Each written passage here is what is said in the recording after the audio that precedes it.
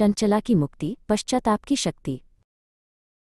बाष्कल नाम का एक गांव था जहां धर्म की मर्यादाएं धुंधली पड़ गई थीं। वहां बिंदुक नाम का एक ब्राह्मण रहता था जो कुमार्ग पर चल पड़ा था। उसकी पत्नी चंचला भी सांसारिक मोह माया और अधर्म के जाल में गहराई से फंसी हुई थी। दोनों अपने आध्यात्मिक कर्तव्यों को भूलकर केवल इंद्रियों के सुख में डूबे रहते थे। बिंदुक ने अपने पूर्वजों की मर्यादाओं को त्याग दिया था।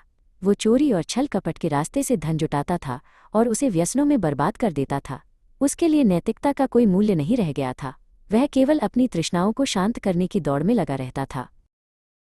समय का चक्र घूमता रहा और बिंदुक की अचानक मृत्यु हो गई। अपने कुकर्मों के कारण उसे परलोक में भारी पीड़ा का सामना करना पड़ा। चंचला अब अकेली रह गई थी। विलासिता का वो जीवन अब उसे कांटे की तरह चुभने लगा था और उसका मन अनजाने भय और भारी ग्लानि से भर गया। अपने अशांत मन की शांति और पापों के प्रायश्चित के लिए चंचला ने गोकर्ण के पवित्र तीर्थ की यात्रा करने का निर्णय लिया। फटे हुए साधारण वस्त्रों में वो नंगे पैर निकल पड़ी। वहां की हवाओं में शिव का नाम गूंज रहा था, जिसने उसे एक नई आशा की किरण दिखाई। गोकर्ण पहुंचकर चंचला ने एक विद्वान ब्राह्मण को शिव पुराण की कथा सुनाते हुए देखा। वो वहां बैठ गई और ध्यान से सुनने लगी। कथावाचक के मुख से निकले महादेव के गुणों और महिमा के शब्दों ने सीधे चंचला के हृदय को स्पर्श किया।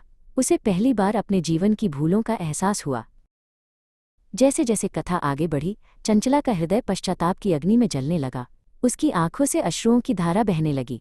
उसने महसूस किया कि धन और विलासिता अस्थायी हैं और केवल महादेव की भक्ति ही आत्मा का वास्तविक आधार है। उसने अपने पापों को स्वीकार किया और मोक्ष की कामना की। चंचला ने अपना शेष जीवन भगवान शिव की कठोर तपस्या और सेवा में समर्पित कर दिया। वो अहंकारी स्त्री नहीं रही थी। उसकी सुबह और शाम केवल ए नमः शिवाय के जाप में बीतती थी। उसने स्वयं को पूरी तरह से विरक्त कर लिया था। वर्षों की निष्काम भक्ति के बाद जब चंचला का अंत समय निकट आया तो आकाश से एक दिव्य विमान उतरा। शिव के गण उसे लेने आए थे। उसकी आत्मा अब शुद्ध कंचन जैसी हो गई थी। महादेव ने उसके सच्चे पश्चाताप को स्वीकार कर लिया था।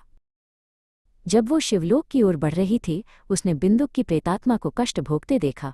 करुणा से भरकर उसने महादेव से प्रार्थना की कि उसके पति को भी मुक्ति मिले। उसने अपनी भक्ति का पुण्य बिंदुक को अर्पित कर दिया। उसकी निस्वार्थ प्रार्थना ने बिंदुक के पापों के बंधन भी काट दिए।